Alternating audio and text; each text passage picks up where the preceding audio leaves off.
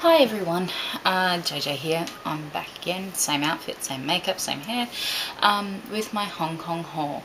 I'm going to break it down into skincare and makeup and maybe a little extraneous stationery video as well, because I did go absolutely nuts on the pens and Korean stationery while I was in Hong Kong. May sound odd, but Korean stationery and Korean makeup is all the rage in Hong Kong, so it's a fun place to shop.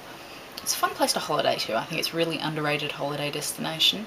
People think you go there just to shop, and while I did a lot of shopping, there's a lot of interesting cultural things to see in and around Hong Kong, and yeah, if you like cities and you like seeing culture and urban areas out in the islands and stuff where people are still living pretty much like they lived, 30 or 40 years ago, it's a really fascinating place to go. Okay, so let me start with the skincare things I picked up. Hong Kong is great for shopping for multiple reasons, because first of all, you've got no duty, so you've got that 40% discount on just about most things, and you've got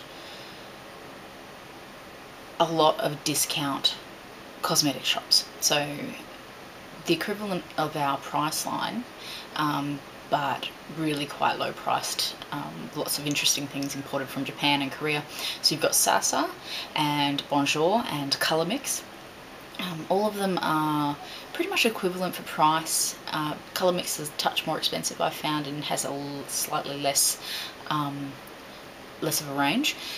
Sasa usually the cheapest, but doesn't have as big a range of samples as Bonjour. In Hong Kong they sell the samples, which I actually kind of like, because you know how hard it is to get a sample out of an Australian sales assistant. I mean, seriously, it's like you're asking for the Queen Mother, the Holy Grail, and I don't know, a hen's tooth all rolled into one.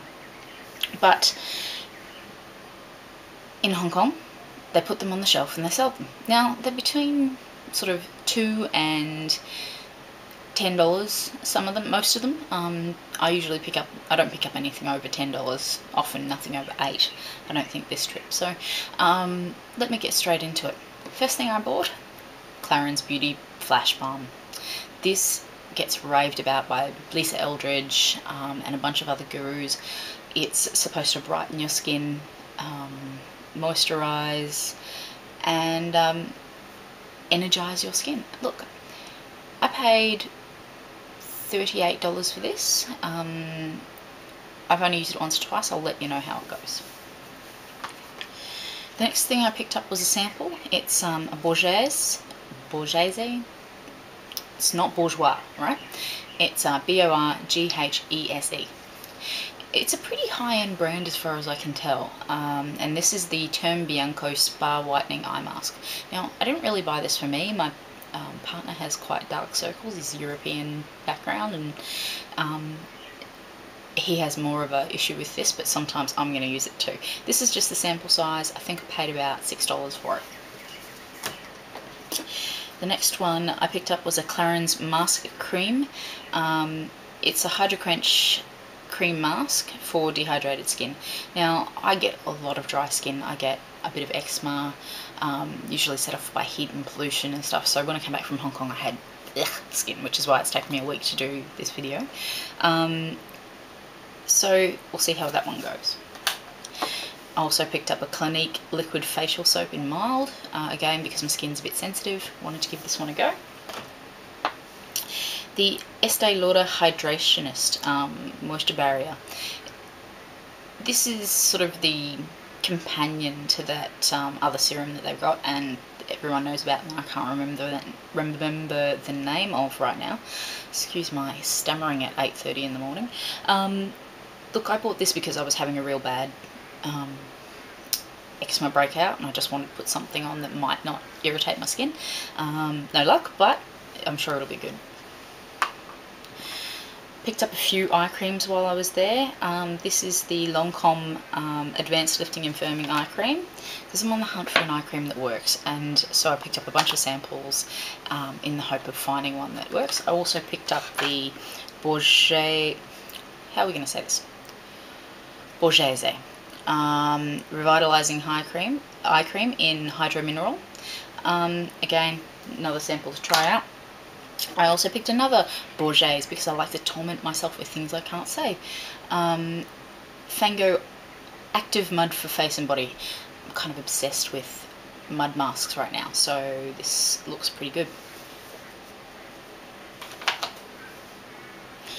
I also picked up this Kose Pure Brightener. Now, I had no idea what this was when I picked it up. Had to Google it because it just sort of appealed to me. I think it was 28 Hong Kong dollars, which is about $4.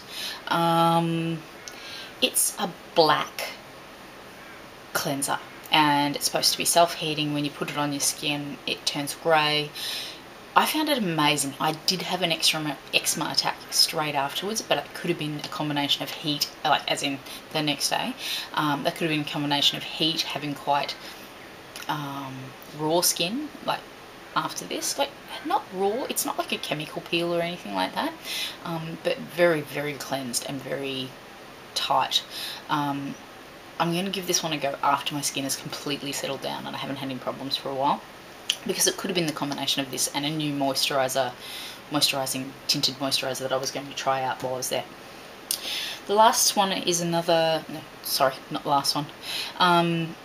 The next one is a Clinique All About Eyes eye cream. This one looks like it's got a bit of tint to it, if I can get it open. Oh, just another brightening sort of colour like the Beauty Flash Balm. Skin Light Cucumber eye pads. Like I said, I was feeling the eczema really badly and I tend to get it all around here, so these were quite nice to pop on my skin when my eyes were all puffy and Hong Kongy, I guess is the way to describe it. I always look like a mess in Hong Kong. You see all these girls walking around and they're fabulously beautiful and fabulously done up. There's reasons for this.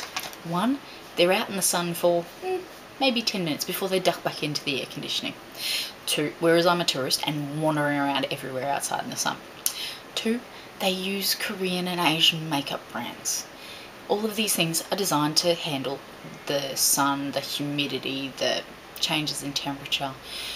You'd think that in Australia we'd be able to get those sort of brands because our climate should warrant it. But no, we seem to think that we're the same as Europe, which we're not quite. Anyway, these were quite nice. Really nice to just pop on under my eye mask while I was on the plane. So I came back looking not quite so dead. Picked up sunscreen. Sunscreen is one thing I always buy when I'm in Hong Kong.